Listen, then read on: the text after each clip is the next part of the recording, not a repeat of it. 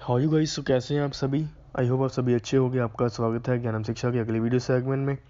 आज मैं बात करूंगा सेक्शन 141 जो कि डील करता है अनलॉफुल असेंबली के बारे में, जिसको हम कहते हैं गैर कानूनी सभा के बारे में। इसको मैं आपको एग्जांपल के साथ समझाऊंगा, आपको समझ लग जाएगी।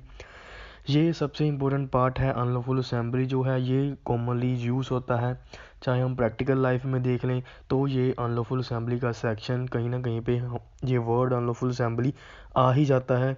ओके गाइस, इस वीडियो को ज़रा सी स्किप मत करिएगा, इस वीडियो को पूरा देखिएगा। चलिए स्टार्ट करते हैं आज की वीडियो बिना किसी देरी से।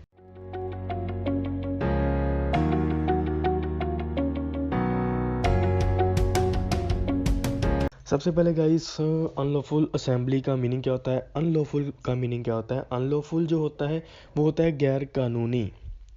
गैर कानूनी असेंबली का मीनिंग होता है सभा, जिसको हम अपनी लैंग्वेज में, अगर कोई आम आदमी है उसने अपनी लैंग्वेज में असेंबली का मीनिंग समझना है तो वो कह सकता है असेंबली मीन्स होता है इकट्ठ। कहीं पे 5 या उससे ज़्यादा या 2 3 जैसे झुंड बना हो उसको हम असेंबली कह सकते हैं। ओके, लेकिन जो हमारा कानून है उसमें असेंबली का मीनिंग होता है 5 और 5 से ज़्यादा पर्सन अगर कहीं पे इकट्ठा होंगे या कहीं पे होंगे उसको हम कहेंगे वो असेंबली है।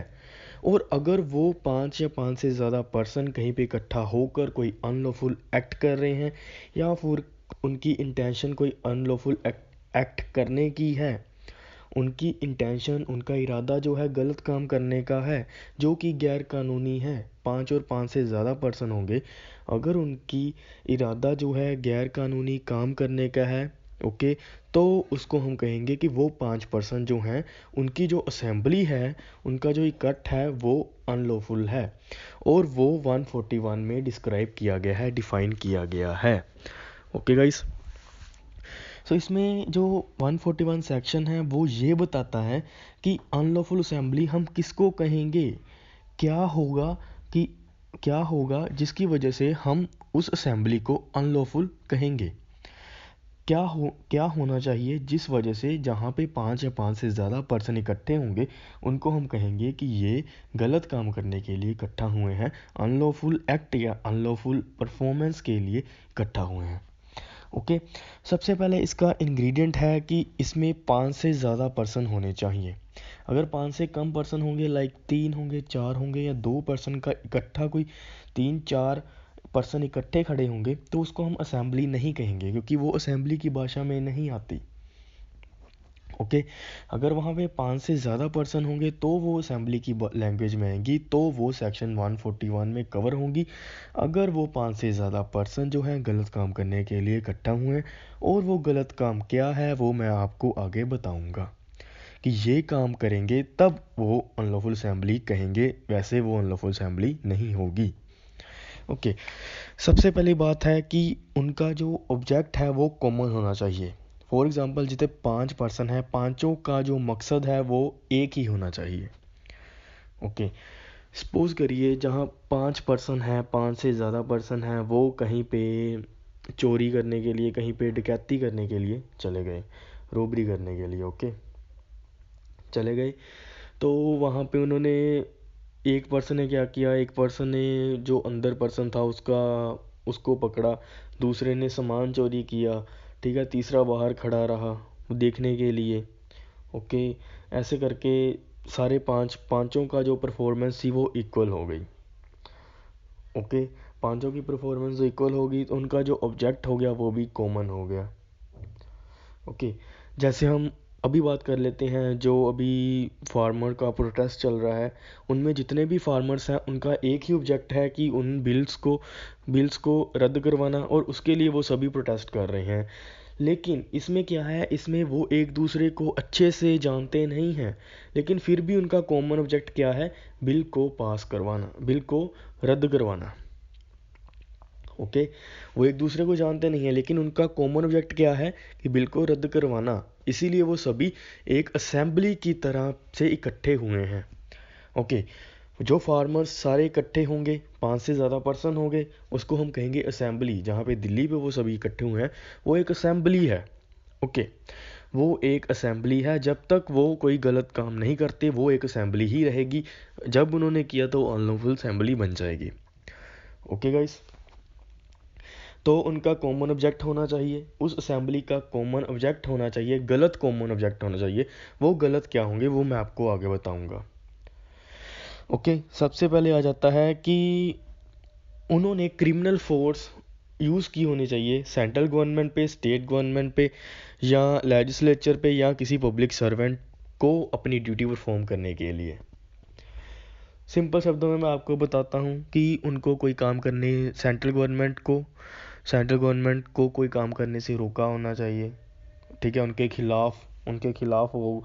अगर कोई असेंबली सेंट्रल गवर्नमेंट के खिलाफ हो, स्टेट के खिलाफ हो, लेजिस्लेचर के खिलाफ हो, तो वो अनलॉफुल मानी जाएगी।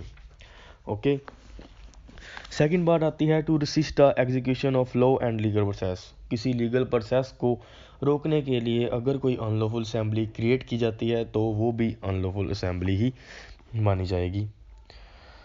To commit mischief, trace criminal trespass और एनी अदर ऑफेंस।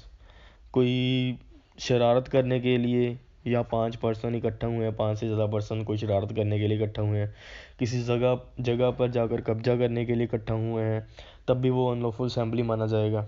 ओके, जो मेन है अनलॉफुल असेंबली का जो है, ये किससे अटैच है, ये सेक्शन 149 से अटैच है अनलॉफुल असेंबली का।